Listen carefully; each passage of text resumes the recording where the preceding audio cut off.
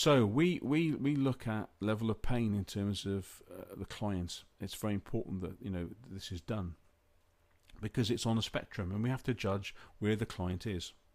So if we look from sort of cold to hot, down the bottom left hand side there, we've got if there's a slight concern, then again they're quite cold in terms of pain, not feeling a lot of pain there. As things start to get worse, they go up to anxious, then they become scared, certainly very fearful. That's certainly an emotion that's very common. And when it gets really bad, they can enter into panic or paralysis, which is a common factor. So how do we know? What's the sort of symptoms? Well, if they're making all the payments and everything's all tickly boo, but they're a bit worried about their job or something, then that's a possibility that they've got a slight concern. When they start missing payments, then of course they start to become anxious. Missing payments, struggling, and other issues, including their relationships. Really missing payments now, and they're starting to get creditor pressure. They move from anxious to scared. And then what happens is, if the bailiffs start coming around and the relationships start to deteriorate, they can't sleep, they're having difficulty eating, they're having problems at work because they can't concentrate, then they can move from fear to actual paralysis. Here is a summary of the debt solutions, if you all on one page, if you like. So at the bottom here, we've got consolidation loans. Again, you start off with a debt, and if you take another loan, of course, you've got the interest, and that's the problem.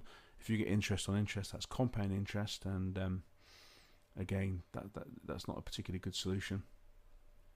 The administration order, which is the next one up, the admin order is, again, the debt must be 5k or less, and this is where the client pays so much per month over 3 years. Common one is debt management plan or creditors arrangement. It's called a DMC, a debt management company, or a DMP, debt management plan.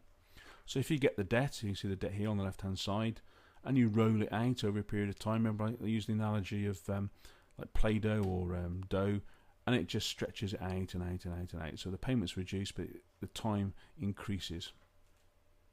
What I didn't mention before, which is because it's not so common, you have to be in a debt management plan to do it, is a full and final negotiated settlement. This is where the debt, so the debt say 50,000, and we offer 25. Then often, provided the client's in a debt management plan, often creditors will accept that. So we get that.